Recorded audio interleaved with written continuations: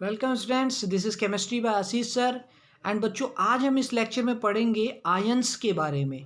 बच्चों, mono atomic ions के बारे में हम पढ़ेंगे कि कैसे कैटायन होते हैं, एनायन होते हैं, एंड किसी के ऊपर पॉजिटिव चार्ज कब आता है, किसी एलिमेंट के ऊपर नेगेटिव चार्ज कब आ रहा है। सो बच्चों, ये जो लेक्चर है ये बहुत इंपॉर्टेंट लेक्चर होने वाला है। अगर आपके पास केमिस्ट्री एज अ सब्जेक्ट है तो आपको पता होगा कि आपका सामना फार्मूलाज से तो होता ही रहेगा। एंड फार्मूलाज बनाने के लिए, केमिकल फार्मूलाज बनाने के लिए आपको वैलेंसीज याद होनी चाहिए, आपको चार्जेस याद होने चाहिए। और बच्चों, चार्जेस को कैसे कैलकुलेट करें, कौन सा पॉजिटिव चार्ज आएगा, किसके ऊपर नेगेटिव चार्ज आएगा, एंड मोनो एटॉमिक आयंस के बारे में हम आज इस लेक्चर में बच्चों पूरा सीखेंगे। सो बच्चों, स्टार्ट करते हैं। अपने पास है सबसे पहले आयंस की डेफिनेशन। बच्चों, आयंस एक्चुअल में क्या होते हैं? बच्चों, आयंस एक्चुअल में होते क्या हैं? बच्चों, अपने पास डेफिनेशन है, ions are formed by gaining और लूजिंग ऑफ इलेक्ट्रॉन्स। बच्चों, आयंस कैसे बनते हैं? या तो कोई एलिमेंट इलेक्ट्रॉन को गेन करता है या फिर वो इलेक्ट्रॉन को लूज करता है। अब ये क्वेश्चन उठता है कि सर, क्वेश्चन ये है कि एलिमेंट गेन कब करेगा इलेक्ट्रॉन्स को एंड लूज कब करेगा। सो बच्चों, एलिमेंट पहले तो गेन और लूज क्यों कर रहे हैं? बिकॉज वो स्टेबल होना चाहते हैं, वो या तो अपना ड्यूप्लेट कंप्लीट करना चाहते हैं या ऑक्टेट कंप्लीट करना चाहते हैं। बच्चों, या तो एलिमेंट अपने आउटर मोस्ट शेल में 8 इलेक्ट्रॉन कंप्लीट करना चाहता है जिसको कहते हैं ऑक्टेट, या फिर 2 इलेक्ट्रॉन कंप्लीट करना चाहता है, जो कि बहुत कम ही एलिमेंट कंप्लीट करते हैं, उसको कहते हैं बच्चों ड्यूप्लेट। सो अपने पास आयंस की डेफिनेशन है कि गेन या लूज करने से इलेक्ट्रॉन्स के आयंस बनते हैं, because every element want to complete its octet. अब बच्चों, आयंस के केस में आपका सामना दो तरह के आयन से होगा। बच्चों, एक तो कैटायन है और एक एनायन है। कैटायन का मतलब जिनके ऊपर पॉजिटिव चार्ज होगा, एंड एनायन का मतलब कौन से होंगे बच्चों? जिनके ऊपर नेगेटिव चार्ज होगा। अब बच्चों, इलेक्ट्रॉन के ऊपर नेगेटिव चार्ज है, एंड जब कोई एलिमेंट इलेक्ट्रॉन को गेन करता है बच्चों, तो उसके ऊपर कैसा चार्ज आएगा? नेगेटिव चार्ज आएगा। बिकॉज पहले अगर उसके पास 7 इलेक्ट्रॉन्स थे एंड अब उसने एक इलेक्ट्रॉन गेन करके 8 हो गए हैं, तो नेगेटिव चार्ज बढ़ा है बच्चों। इसलिए एनायंस के ऊपर क्या आता है? नेगेटिव चार्ज आता है, बिकॉज वो इलेक्ट्रॉन्स को गेन करते हैं। एंड कैटायंस के ऊपर बच्चों कैसा चार्ज आएगा? पॉजिटिव चार्ज आएगा, बिकॉज वो इलेक्ट्रॉन्स को लूज कर लेते हैं। सो पहला फंडा अपना बिल्कुल क्लियर हो गया कि कैटायंस कब बनते हैं? By losing electrons, and anions कब बनेंगे बच्चों? Bye gaining electrons. फिर हम कुछ एग्जाम्पल्स यहाँ पर लेके चलते हैं, वन बाय वन इसको स्टडी करते हैं। सबसे पहले कैटायन को देख लेते हैं बच्चों। कैटायन के ऊपर पॉजिटिव चार्ज, कोई एग्जाम्पल लेके चले, लाइक सोडियम। एटॉमिक नंबर 11 के साथ आपने क्या किया? इलेक्ट्रॉनिक कन्फिगरेशन लिख दिया 281। सो आपने 281 इलेक्ट्रॉनिक कन्फिगरेशन लिखा, तो इसके आउटर मोस्ट में बच्चों कितना इलेक्ट्रॉन है? जरा मुझे देख के बताओ, आउटर मोस्ट में कितना इलेक्ट्रॉन है? भाई, आउटर मोस्ट में कितना है? 1 इलेक्ट्रॉन है इसके। आउटर मोस्ट में 8, आउटर मोस्ट में इसके 1 इलेक्ट्रॉन है। सो 1 इलेक्ट्रॉन है, तो ये क्या करेगा? अपना ऑक्टेट कंप्लीट करने के लिए अब ये क्या 7 इलेक्ट्रॉन गेन करेगा? नहीं बच्चों, ये बिल्कुल उसकी एनर्जी उसमें बहुत ज़्यादा खर्च होगी कि वो 7 इलेक्ट्रॉन को गेन करे। वो क्या करेगा? अपना इस लास्ट इलेक्ट्रॉन को लूज कर लेगा। अपने लास्ट इलेक्ट्रॉन को लूज कर लेगा, तो उसके ऊपर बच्चों लूज करने से पॉजिटिव चार्ज आएगा। सो उसके ऊपर लूज करने से कैसा चार्ज आया? पॉजिटिव चार्ज आया। और कितना बच्चों चार्ज आया? जितना उसने इलेक्ट्रॉन लूज किया।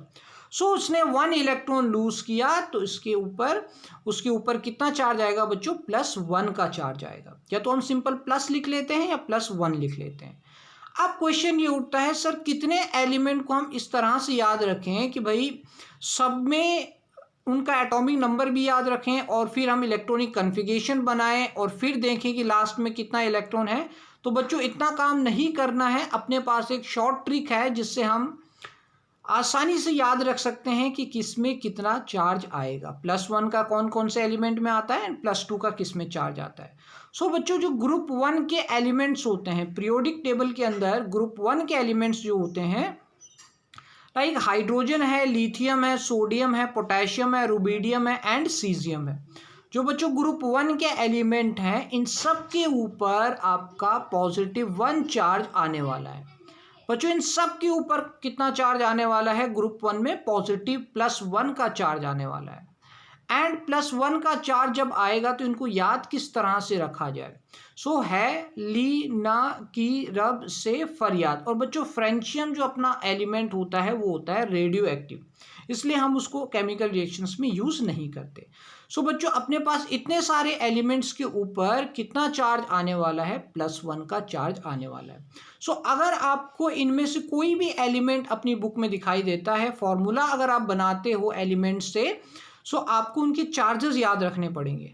एंड इसमें से अगर आपको कोई भी दिखता है मतलब ये हो जाएंगे सारे +1 चार्ज वाले। ठीक है बच्चों, तो अगर आपको ये ट्रिक समझ में आई तो आपने क्या करना है बच्चों, चैनल को आपने सब्सक्राइब कर देना है। और इस तरह के ट्रिक्स मैंने और भी बनाए हुए हैं, जैसे लिंक मैं आपको डिस्क्रिप्शन, जो वीडियो का डिस्क्रिप्शन है वहाँ पर बच्चों मैं आपको लिंक दे दूंगा, वहाँ से आप पूरी पीरियोडिक टेबल को विदिन 5 मिनट्स बच्चों आप याद कर सकते हैं।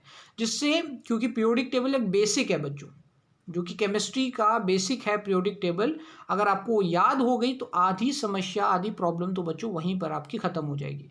सो ग्रुप 2 में अगर हम बढ़ते हैं तो ग्रुप 2 में सबके ऊपर बच्चों +2 का चार्ज आएगा। +2 का चार्ज इन सबके ऊपर आएगा। और इनको हम कैसे याद रखेंगे? Beryllium, magnesium, calcium, strontium, barium and radium, इनको बच्चों याद रखेंगे बेटा मांगे कार स्कूटर बाप राजी। और अगर इन सब का हम कैटायन बनाएं तो इनके ऊपर बच्चों कितना चार्ज आएगा? +2 का चार्ज आ जाएगा। सो इस तरह से बच्चों हम, अगर आपको इसमें से कोई भी दिखाई देता है, लाइक मैग्नीशियम का आयन दिखाई देता है, तो उसके ऊपर बच्चों कितना चार्ज आएगा? +2 का चार्ज आएगा। अगर आपको कभी पोटेशियम का आयन बनाना है तो उसके ऊपर कितना चार्ज आएगा? +1 का चार्ज आएगा। सो बच्चों अगर आपको ये याद हो गया तो आपके लिए खेल हो जाएगा +1 +2 का चार्ज इस एलिमेंट के ऊपर याद रखना। सो बच्चों आगे कुछ और एलिमेंट्स के एग्जाम्पल के थ्रू हम समझते हैं। सो बच्चों अपने पास कुछ और एग्जाम्पल हैं, लाइक कैल्शियम 20। सो उसका आउटर मोस्ट अगर हम इलेक्ट्रॉनिक कन्फिगरेशन अगर हम पूरा करें तो 282 हो जाएगा। मीन्स आउटर मोस्ट में उसके पास 2 इलेक्ट्रॉन्स हैं। सो क्या करेगा? अपने दोनों इलेक्ट्रॉन को लूज कर लेगा। एंड लूज करने से बच्चों उसके आउटर मोस्ट में 8 कंप्लीट हो जाएंगे। सो ये तो दोनों हट जाएंगे यहाँ से और अब बचेंगे उसके लास्ट में 8 इलेक्ट्रॉन। इसलिए बच्चों अगर वो लूज कर रहा है तो उसके ऊपर बच्चों कैसा चार्ज आएगा? उसके ऊपर प्लस का चार्ज आएगा। और बच्चों कितने उसके ऊपर प्लस के चार्ज आएंगे? 2 प्लस के चार्ज आएंगे, क्योंकि उसने कितने इलेक्ट्रॉन लूज किए हैं? 2 इलेक्ट्रॉन लूज किए हैं। आई होप बच्चों कैटायन की कहानी आपको समझ में आ गई होगी एंड ये ट्रिक आपको याद हो जाएगी, जिससे आप आसानी से +1 एंड +2 कैटायंस को आप एग्जाम के अंदर याद रखोगे। बच्चों आगे देखते हैं एनायंस की कहानी क्या है। एनायंस में बच्चों नेगेटिव चार्ज होता है। मीन्स नेगेटिव चार्ज कब आएगा? जब वो एलिमेंट इलेक्ट्रॉन को गेन करेगा। सो अगर हम फ्लोरीन का एग्जांपल देखते हैं तो इलेक्ट्रॉनिक कन्फिगरेशन 2 एंड 7 के साथ आउटर मोस्ट में कितने इलेक्ट्रॉन आप देख रहे हैं बच्चों? 7 इलेक्ट्रॉन देख रहे हैं। अब 7 इलेक्ट्रॉन इसके आउटर मोस्ट शेल में है, तो ये क्या करेगा? एक इलेक्ट्रॉन को कहीं से गेन कर लेगा। ठीक है, ये गेन करेगा 1 इलेक्ट्रॉन को, जिससे इसका ऑक्टेट कंप्लीट हो जाएगा। सो बच्चों मुझे ये बताइए कि अब इसके ऊपर चार्ज क्या आएगा? बिकॉज इसने गेन किया है इलेक्ट्रॉन, तो पहली बात तो इसके ऊपर नेगेटिव चार्ज आएगा। एंड बच्चों इसने एक इलेक्ट्रॉन गेन किया है, इसलिए इसके ऊपर -1 का चार्ज हम लिख देंगे। और इसको कहते हैं बच्चों हम अल्टीमेटली फ्लोराइड आयन। बच्चों जो पॉजिटिव चार्ज वाले थे उनका कोई स्पेशल नाम नहीं था। जैसे मैग्नीशियम के ऊपर पॉजिटिव है तो उसको हमने कह दिया था मैग्नीशियम आयन। ठीक है, मैग्नीशियम के ऊपर जैसे 2 पॉजिटिव, जैसे कैल्शियम के ऊपर 2 पॉजिटिव हमने कह दिया था कैल्शियम आयन। बट जो बच्चों नेगेटिव चार्ज वाले होते हैं, आपने एक ट्रिक नोट करनी है कि उनके लास्ट में IDE आता है। बच्चों जो नेगेटिव चार्ज वाले होते हैं उनके लास्ट में IDE आएगा। अब जैसे अपने पास आ गया फ्लोराइड आयन, उसके लास्ट में क्या आ रहा है बच्चों? IDE। सो उसमें क्या होगा? नेगेटिव चार्ज होगा।